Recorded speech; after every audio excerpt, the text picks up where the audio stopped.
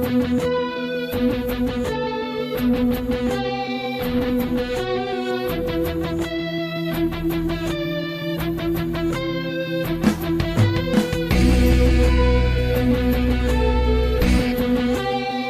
my fellow Kryptonians, welcome to a very special episode of the Krypton Report. And I know what you're thinking, Tyler, where you been?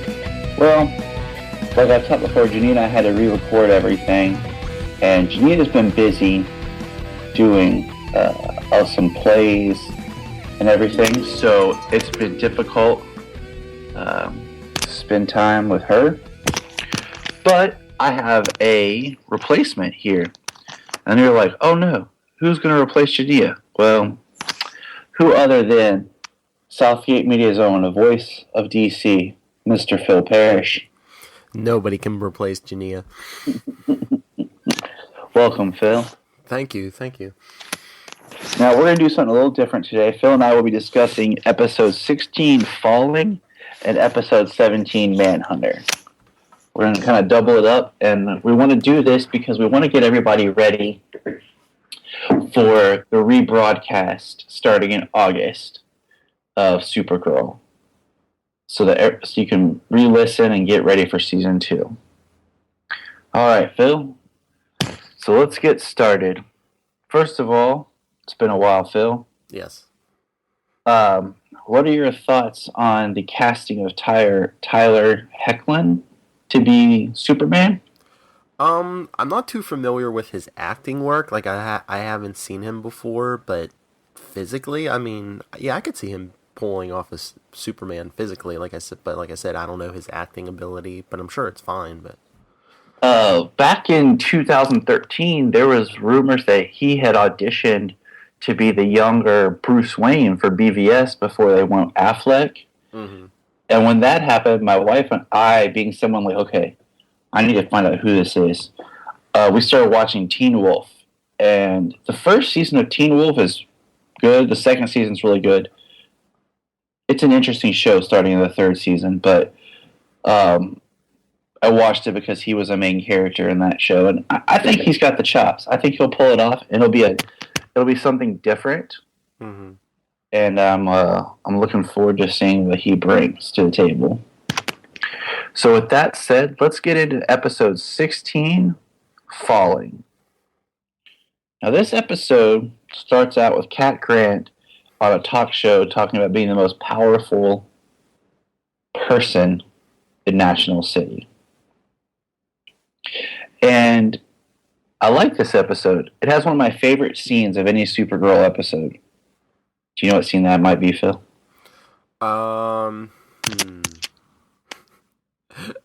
Her getting dropped off a building. No, that was pretty exciting.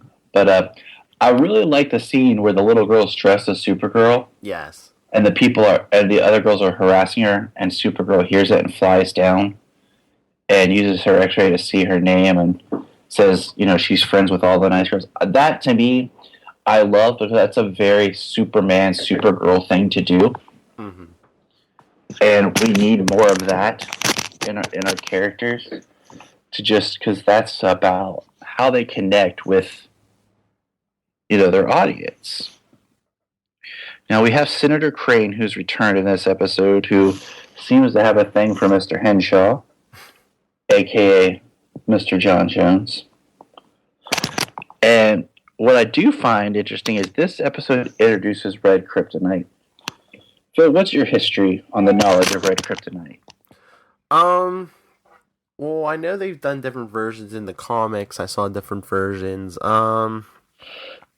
And then, of course, just like you, I saw Smallville, and I don't think they did Red in the Christopher Reeve movies.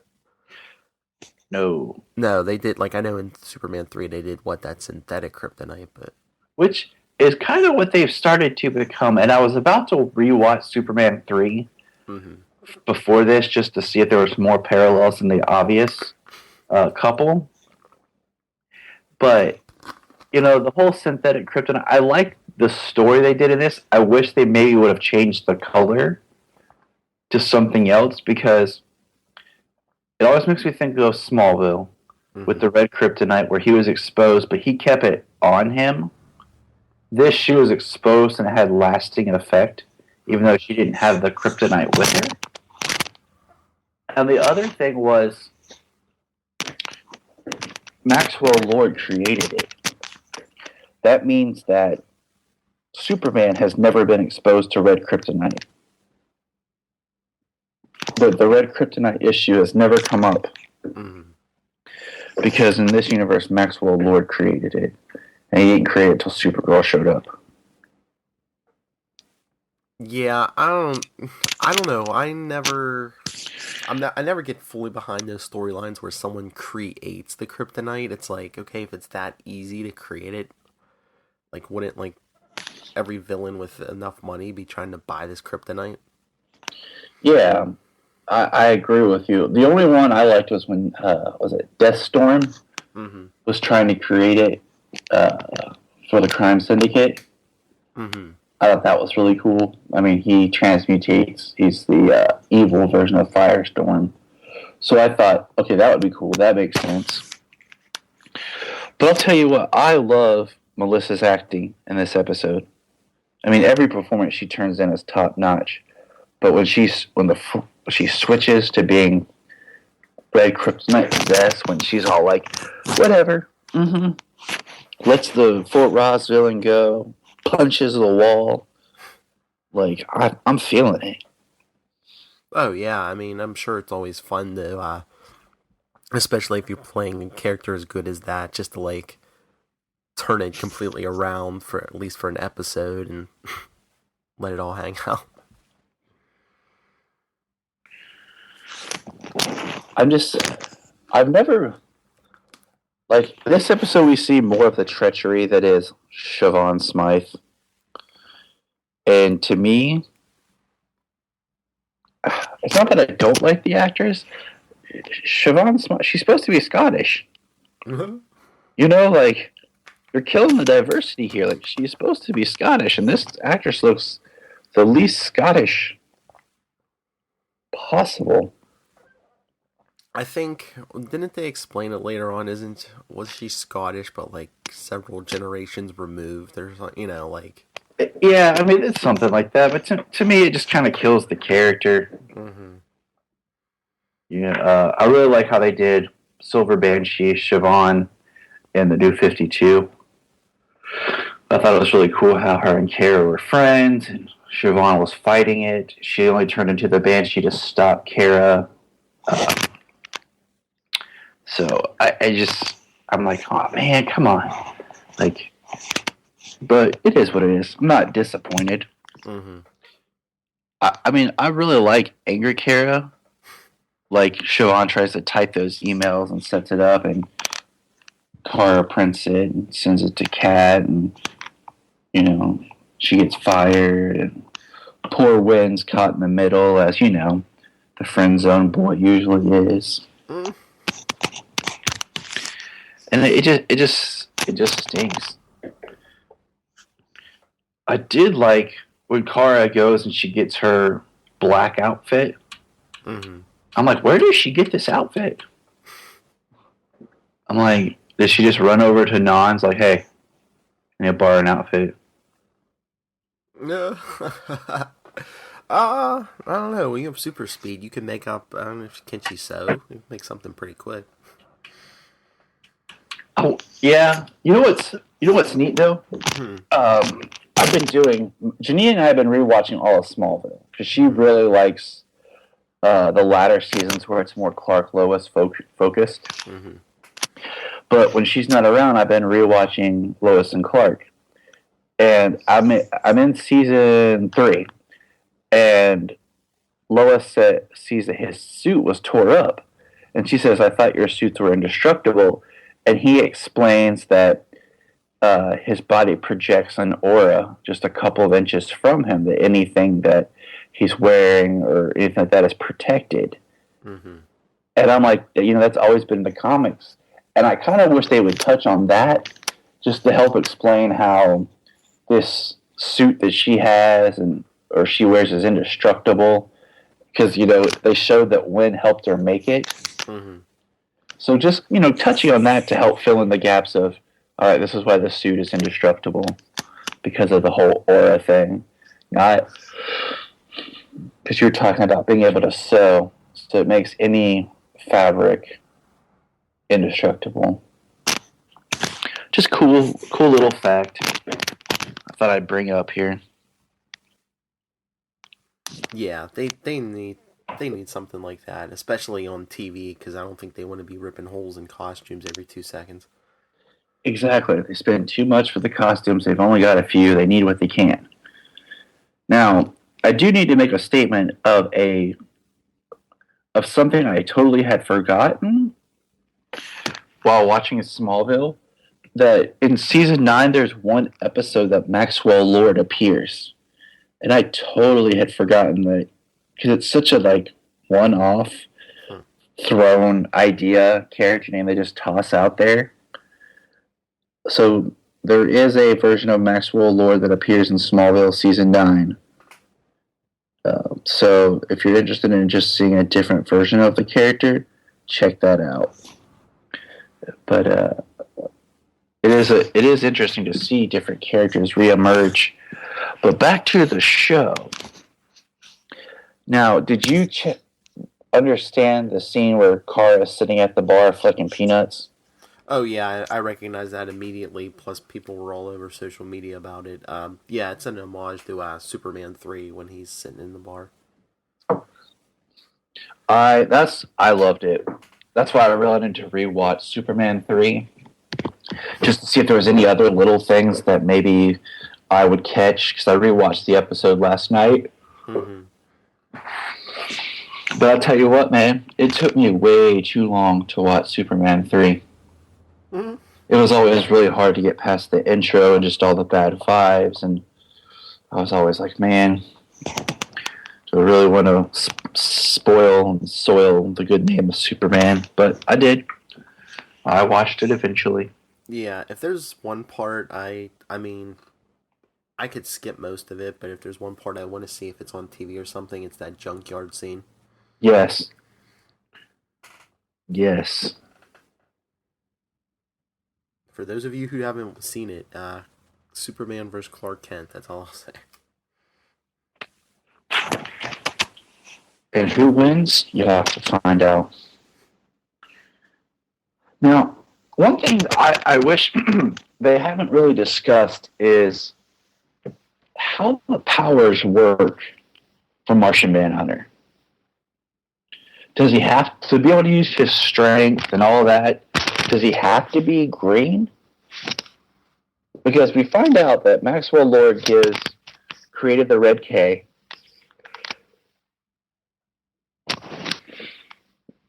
He gives it to Alex, this weapon that will reverse the effects. Mm-hmm. And they go to stop Supergirl because she's, like you mentioned earlier, she threw Kat off the building. She's acting out of... she's just acting out of character. She's doing things that are worrying people. So...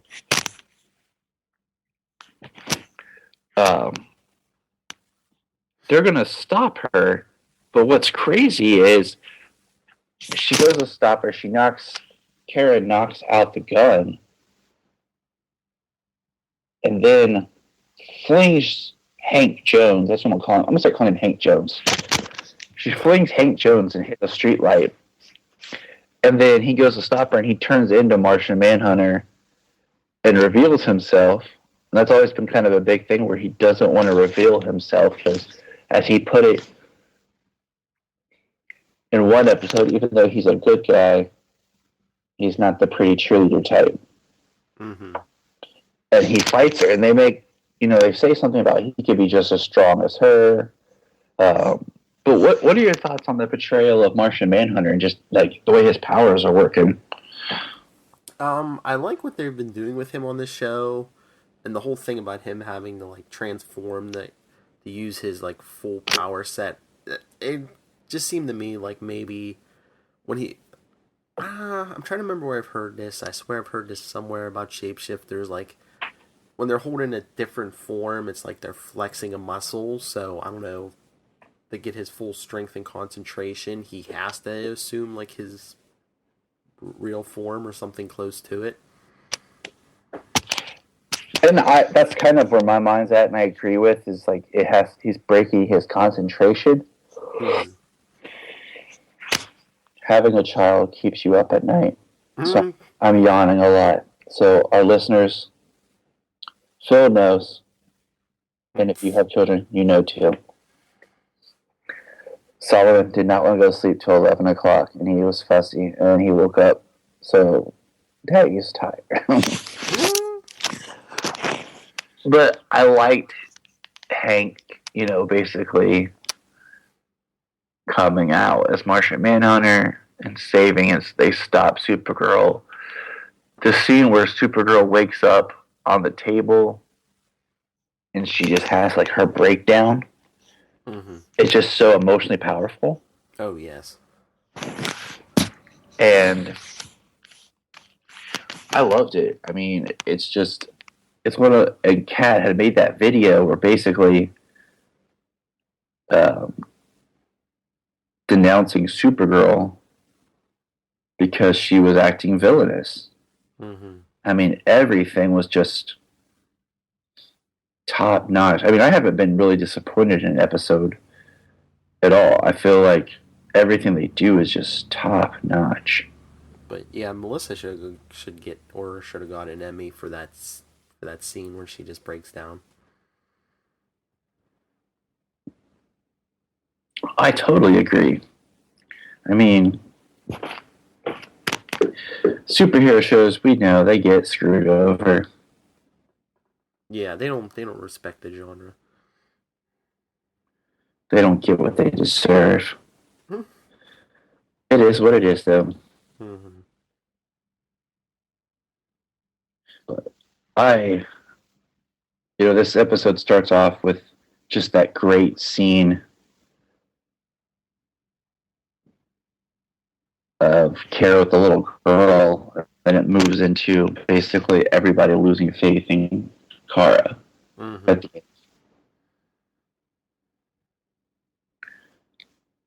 So, what are your thoughts? That's like another classic superhero storyline, the public losing faith in the hero when they've either been mind controlled or brainwashed, or maybe they just made like an honest mistake. Yeah, and I'm just like, are we really that bad?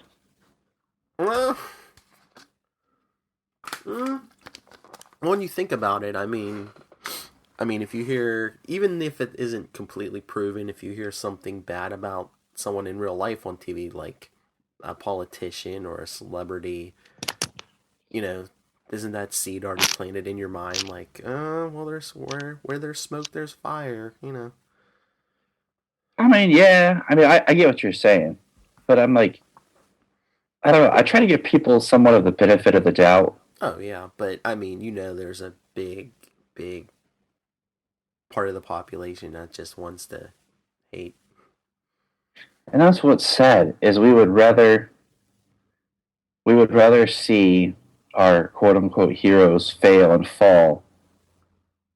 And basically, I think in a sense, it helps build ourselves up. Like, see, look, they're no better than us.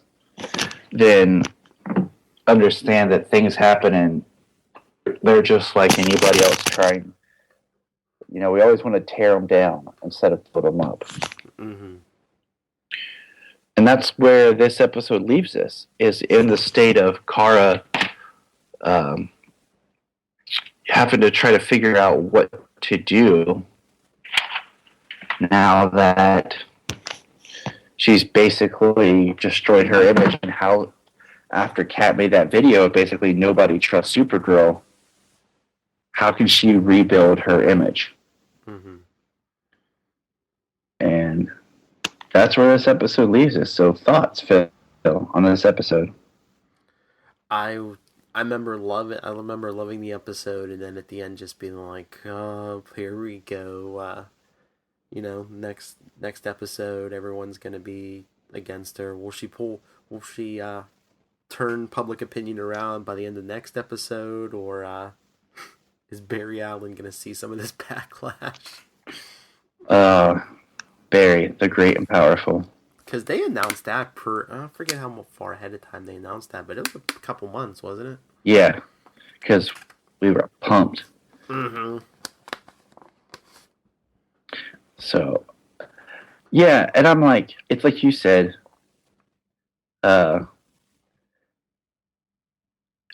you have these tropes, these superhero tropes, mm-hmm. and I feel like there are some that you can't get around that you have to indulge in, but it's finding that new way, that new twist Mm-hmm. on it to make it fresh.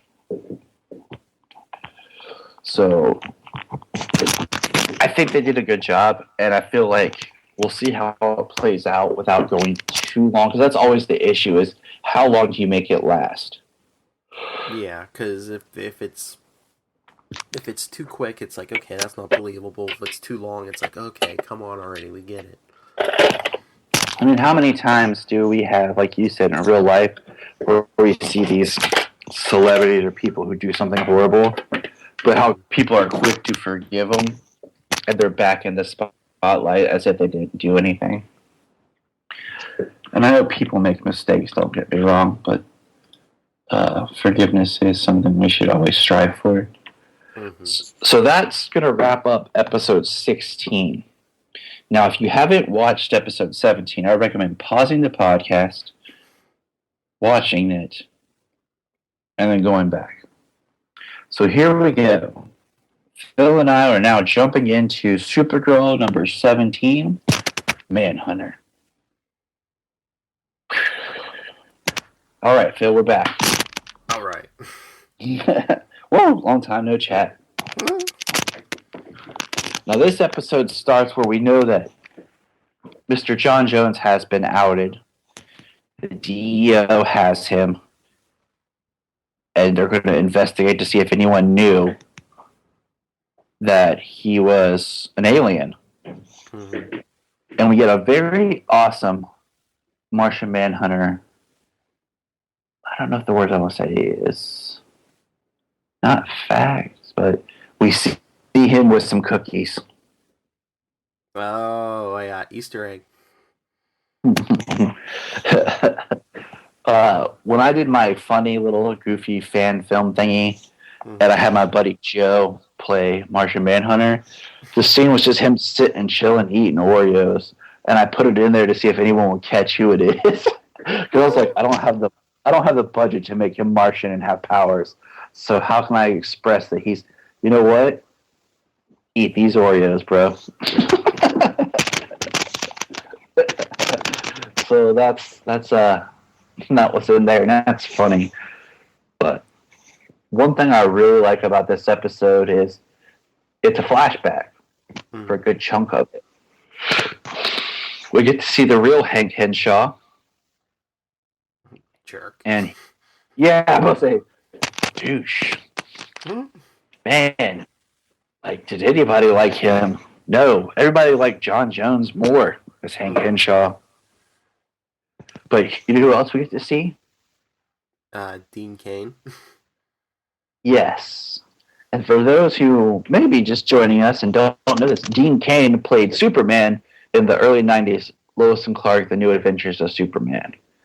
And one thing I always loved in Smallville was all the respect they paid to past actors and people.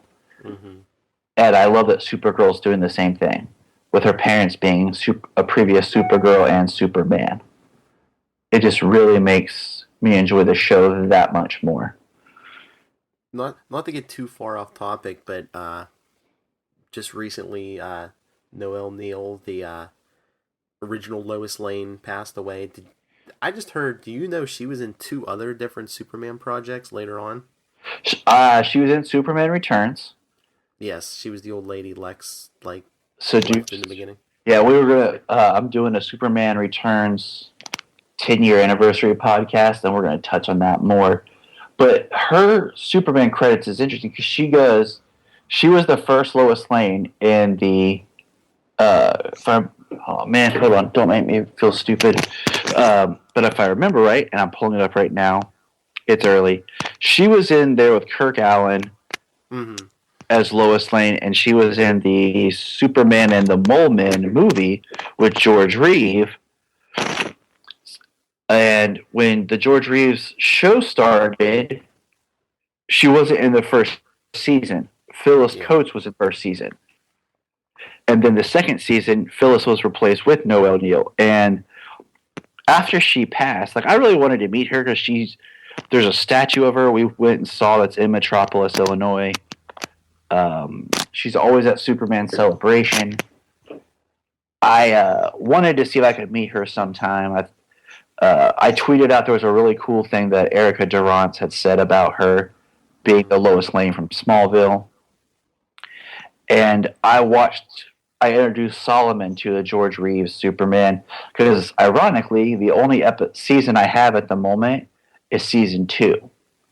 So we popped that in and we're watching it. It's a good show, actually. It's for those who are like, oh, it's old and cheesy, but no, they got away with being able to pull off some cool effects, and they actually have some serious tone in that show compared to some of the camp that would later be in Lois and Clark. But do you know she was in one other thing too, Superman related? Oh, what's that, Phil? They said in the original Christopher Reeve Superman, she played Lois's mom when they were on the train and he like runs by. Yes, and I brain farted and forgot that. Yeah, and Kirk Allen is Lois's father. Yes. The original serial's Superman. And once again, that is a tradition in those films set that other super shows have continued with just honoring those who came before it. And she was like 95. That's a long time. Think about that. No. And I say that in the sense of, Superman's now 78 years old. This year's the 75 years of Wonder Woman. Mm-hmm. And if you think about that, she played one of the most iconic characters of Lois Lane, but she was born and lived before the character was even created. Mm-hmm. Janine and I were joking around the other day, and we were joking because, like I said, she's doing a play, and in the play, these people reference Romeo and Juliet being this great love story, and isn't it romantic? And I was like, no. I've always had an issue with Romeo and Juliet, but that's another story. I'm like, no, they were just full of crap. I was like, I want to have a better love story, like Clark and Lois, Jim and Pam. Like, we were naming off all these characters who have a better love story than Romeo and Juliet. But, Clark and Lois, of course, being my first choice. And just saying that based on, like, how iconic the character of Lois Lane has become, and Noelle Neal was in the forefront of creating that first physical representation of the character. So it's sad, but it's part of life, Yeah. Sorry, I didn't want to get us too far off track. But... No, hey, if it's super related, if it's Kryptonian related, then that's perfect. But, I mean, we're jumping back to Manhunter. It's cool. The fans don't mind. If they did, they'd email or tweet me and be like, Tyler, stay on target. But we find out that Jeremiah is working, for the DEO. We knew that. We knew that Hank Shaw pretty much blackmailed him into being part of the DEO. Mm-hmm. And I'm like, okay. And we see that they're going to hunt this Manhunter alien that's been hiding out. And they reference that he's been here for a while. I thought that was kind of neat. And Jeremiah, of course, is like, oh, let's talk to him. Let's find out how much he might know, what he's seen and experienced. And I like that they're showing of Jeremiah. And Hank's like, let's kill him. Like, he just seems like he's really quick to want to eliminate everything. Oh, yeah. And to me, if you found out there was aliens, yeah, you want to stop them, but what can you learn from them? Because if there is an invasion coming or something like that, you'd be better prepared by taking the moment to learn from the aliens than just, killing them. Yeah, but if you're this paranoid, fearful guy, you're gonna be like, if we stop and wait to try to learn from them, they might kill us or enslave us before we get the chance to do anything. um, yeah, and it's just, I don't know, it was awesome. And this episode is just, it's powerful because you see more of the character of John and really who he is. And it kind of harkens back to me in that sense of Superman being an alien but being more human than us. Mm-hmm. Same thing as the compassion that John has and shows is what we should strive for. But then it shows how they're just like, we're going to kill this alien. And I'm like, is it because he's green? And he's different looking? I mean, we've accepted Supergirl.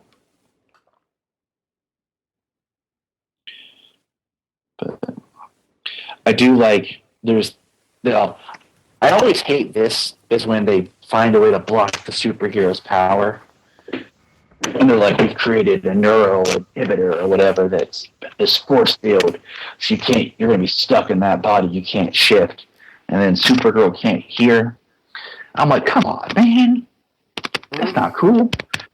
But then they have that one employee who just happens to leave her mic calm at her desk and walks away.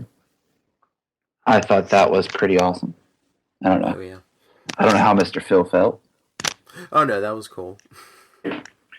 So, and we do get a name drop in this episode that is pretty prominent in Superman lore. Are you ready, Phil?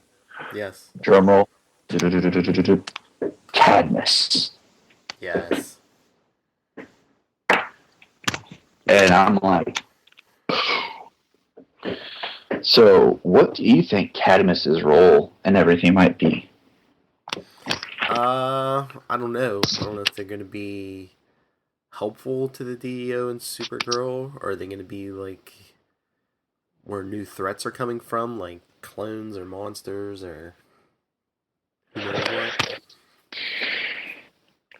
Now, with Cadmus, one of the first things people jump to is Superboy, which could be a really cool character to add in. Not full-time, part-time, have someone else to work with. But, that just kind of see why Superboy and most of the more recent, before Rebirth, should I say, was a semi-clone of Clark mixed with Lex's DNA. And you can't have Supergirl girl as a sidekick. So it would be kind of weird if Superboy was like Kara Maxwell Lord's DNA. That'd be weird. So I'm wondering, or as some people theorize, because we learn another huge bomb in this episode. You ready? That Jeremiah Danvers lives. Supposedly. So that, my next thought, and what a lot of people jump to, is Cyborg Superman. Yes. Now, what are your thoughts on if they develop Jeremiah in Cadmus Labs to Cyborg Superman? They could do that because in the New 52, they showed Kara's Kryptonian father was the Cyborg Superman. Yeah, that was a whole huge, and I discussed that in my New 52 Supergirl review about Zor-El being turned into cyber. I mean, that was insane. Plus, I think they're bringing back that plot line in Supergirl Rebirth. Hey, I'm excited to read Supergirl Rebirth. I'm really looking forward to it. And plus, they can always go another Cyborg Superman route because what if they reveal that the real Hank Henshaw is alive? Yeah, I mean, I thought that from the beginning, but because the way they show him die, and this is one of those movie deaths of, oh, he's dead, but he could be alive. What's the number one rule of comic books, Tyler? You have to see a body. And even if you do, it's probably like a clone or something. You have to see a body with its head cut off. But even then, they'll find a way to retcon it. I mean, come on. Smallville, they killed Lex and then brought him back through clones. But this episode definitely perpetuates the relationship of the girls with Hank. Because at the end, they're going to take Hank to Cadmus, and that's where we get the line. And Supergirl and Alex show up and rescue him, and then Hank mind wipes the military men that were there, and we find out that Lucy gets put in charge of the DEO.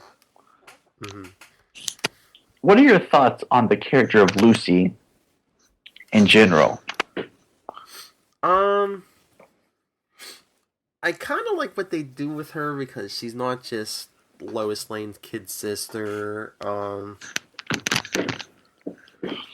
don't know. I like the military background because that's what they did later on in the comics, and which, that eventually got her the Superwoman. But I don't know if I buy that they just handed her the DEO after 2 seconds.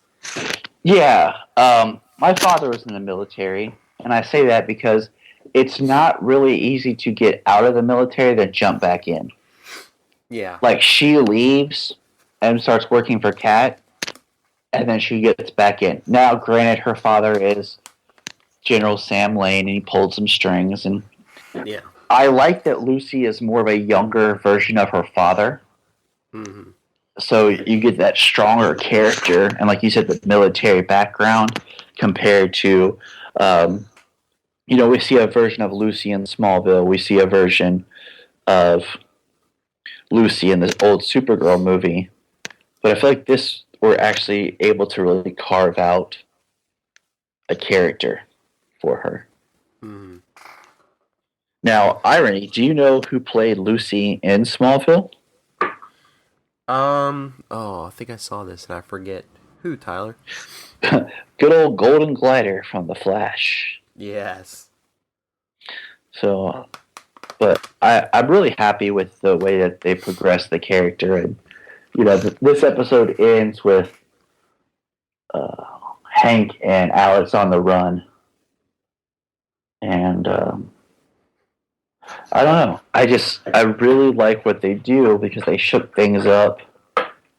And you don't really hate any characters other than Sam Lane. Even in some way, Maxwell Lord, as much as you hate him, he's not as evil as a Lex Luthor, where you just see him as being completely corrupt. There are parts where Maxwell Lord makes sense. And you're like, okay, I see your point of view. Well, yeah, I mean, it's just like later versions of Lex, too. He's not... They don't do that as much anymore with their villains, Marvel and DC. It's just he's not evil for evil's sake. Max and Lex, they actually think they're doing good for humanity, but, a lot of the times they're not. Yeah, and I mean, I like that to a point, but at another point, I'm like, just give me a bad guy. Stop making everybody anti-hero-ish. I need someone to hate. I need a bad guy. Yeah, I don't know, they're trying to go for realism. It's if you're the bad guy, are you really going to be that driven to your cause, or are you going to be driven because what you're doing you think you're 100% right in? Yeah, I mean, you're right. No argument there.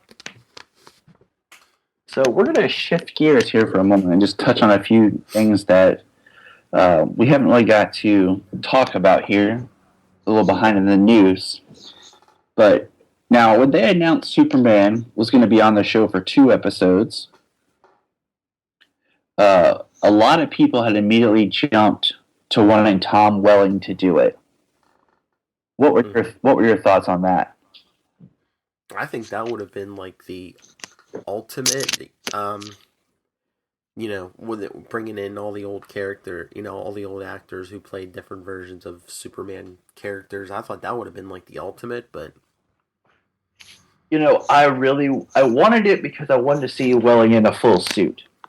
And one thing that Jania and I have talked about a lot was the fact that it was Smallville. Every version, if you look at it, of a live action Superman, there's a little tweak on the symbol that makes it unique to them. I put on our Twitter and our Facebook page comparing the Kirk Allen and George Reeve and the Christopher Reeve and the Dean Cain and of course the Superman Returns, the Man of Steel, and then the Supergirl logo. How there's that slight distinctions in the shield, but Smallville never got that. And I mean, the closest thing he got to a costume was the season 9 Kandorian style, and then the red jacket that he got in season 10. When he went to the actual Superman suit, it was just the Superman Returns costume. And they made an awesome looking costume for him in the Smallville season 11 graphic novel. So I wanted to see him in full suit. Someone else suggested having Gerard Christopher do it. And I kind of like that. I mean, he is a lot older, and I did the math on how much older Superman should be than Supergirl. And I posted that on the website and Twitter as well. So, I mean, I could see him getting a little bit of an older Superman because Kara was, 10? And he was supposed to be... He's supposed to be like 30 when he comes out as Superman. So that puts him in his 40s right now when Kara at the age that she is. So, I mean, I could see an older Superman. But like they got Tyler Hoechlin, and he's a little older than Melissa. We'll see if he can pull it off and give that performance that I think is needed. Another big news, did you see that they are introducing the character of the President in season 2? Yes. And did you see who's playing the President? Yes, Linda Carter, the 70s Wonder Woman. Which is awesome. Once again, I love respecting the past. Do you remember what character she played on Smallville? No, remind me. She was in one episode as Chloe's mom. Oh, yes. So I like that Linda Carter is going to be there. And we just got also the introduction that they're bringing in Maggie Sawyer for season 2. Now, what are your thoughts with Maggie Sawyer and, being that her past is connected to Batwoman? Well, that's kind of a retcon. They really didn't bring that in till like the 2000s. Before that, she was like purely like right after Crisis on Infinite Earths, all the way up to like the 2000s. She was like a purely Metropolis character. Okay, see, that's good to know, and that's gonna. Now, the last thing I want to touch on is they are shooting the pilot for Krypton. That show that's been rumored for years that we helped create this podcast to discuss. And I got a little bit of a breakdown. They're shooting the pilot, which explores the homeworld of Superman generation before the planet's destruction. After 2 years of development, the pilot was officially ordered by Sci-Fi last month, and production is beginning in Montreal. According to the article that TV Line has, here is the characters we'll be seeing. And Seg L is going to be envisioned as athletic, quietly confident in his 20s. His appearance, was in the classic Starman number 51 by James Robinson, with story by Robinson and Goyer, who, of course, is the executive producer and writer. So that character, I'm like, okay, we have a tie. We have Lyta Zod, a 20-something beauty who's going to be somehow connected to General Zod. We have Val L., which is Seg's genius grandpa, who defied death by going into the Phantom Zone. We have Laura Zod, Lieda's mother. We have Dev M. Dev in the comics escaped the Doom Planet's abuse and eventually became an ally to the Legion of Heroes in the 30th century. And then we have Tur-El, Seg's father. We didn't get him to play Supergirl's Man of Steel, but maybe Tom Welling could play Clark's grandfather on Krypton. Yeah, that'd be cool. But my thing is, we're not really given a whole lot of description about these characters. Or one of these, like, is Seg-El, is that Jor-El's father? You know? That's what I'm thinking. Yeah, that has to be probably Jor-El's father, because I swear I heard somewhere they were talking about Kal-El's grandfather. So if his last name, I'm thinking that has to be Jor-El's father. It has to be. And my thing is, with this show, what kind of, like, yeah, it's going to be nice to see Krypton and all of its glory and get to explore that society. But part of the fun is having the powers, and they don't have powers when they're on Krypton. So, yeah, and it's supposed to be more. And it's supposed to be, always rumored to be a Man of Steel's prequel series. And it makes me wonder if they're going to tie in the Man of Steel prequel comic that was about Supergirl, where they're trying to do that Supergirl really differently. I posted links on the website and on the Facebook and the Twitter to read that as a PDF online. It's a very interesting read. Mm-hmm. So, right now I'm not super excited for Krypton, but I am intrigued by it. Especially, will it connect to the DCEU, being that it's supposed to be a prequel to Man of Steel, and show us more about Krypton? They're exploring space. So I don't know. What are your thoughts on the show, Phil? Yeah, I want to see what they're gonna do with this, because right now I'm like, well, how much can you do with this? Is it just gonna be like just like a sci-fi thing, where they have like, fancy gadgets and spaceships, and although I wonder if some cosmic anomaly like turns the sun yellow for like an episode or two. Probably. Or they visit Earth. I don't know. And I guarantee you, probably by the end of season 2 or 3, someone's going to discover that the planet only has a generation or 2 left. See, I always thought it really good, if you're going to do a prequel, would be about Jor-El growing up and having brotherly troubles, why there's kind of a rift between them, and then having Zod as like their friend, and how the three of them eventually become enemies, and how Zod was their best friend, but then he turns against them, and it takes the brothers coming back together to try to stop Zod before the planet's destruction. That way we're dealing with characters that we're more familiar with, but as a younger, we're not too far removed from the characters that we know. And I feel that's what I thought. Yeah. When I first heard when I first heard about this, that's what I thought it was going to be. And then when I heard, maybe Cal's grandfather, I was like, okay. If you get too far removed in stuff that we don't know, you're going to lose interest. So that's my main concern with Krypton, the series. But hey, I'm excited to see what happens.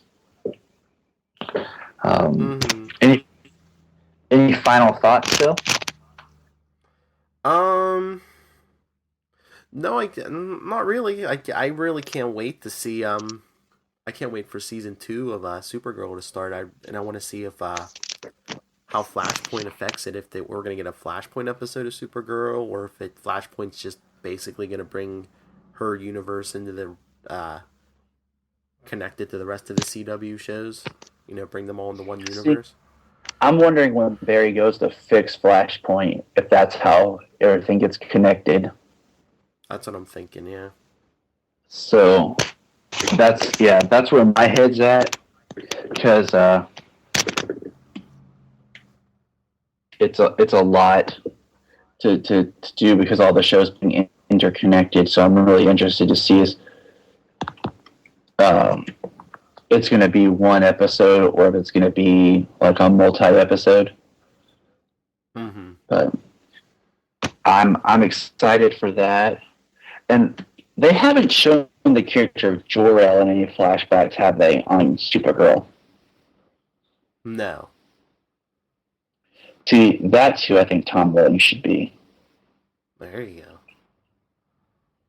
Because, I mean, he's at that age now. And the last thing I was going to say, and I meant to say this earlier, I'm really interested to see what kind of costume they come up with Superman. And I hope they keep the same kind of symbol that Supergirl has for his, with, you know, the blue background, the gold outline, and kind of keep that as this universe's shield. And I just hope they do something more, like we talked about, original for his suit. That's, you know, it's similar to what Supergirl's is, but yet it's defining of this universe. Yes. So I look forward to seeing that here soon, some sort of picture drop of him in the suit. But all right, Phil, do you want to drop and tell people where they can find you online besides just every Southmate DC podcast? Yeah, you can always talk to me about all DC and Marvel. You can email me nightwingpdp@gmail.com. On Twitter, I'm at nightwingpdp. You'll usually catch me live tweeting the like most of the DC shows when they're live. And yeah, like you said, I'm all over Southgate Media Group, but if you just want to find all my stuff, you can also go to my website, philparrish.wordpress.com. I swear it should be Phil the Great and Powerful, but you know, I guess just Phil Parrish works too. Alright, well, Phil, I want to thank you for being on this episode. I look forward to finishing out the season with you and getting ready for season 2. You are welcome. And remember, fellow Kryptonians, look up in the sky.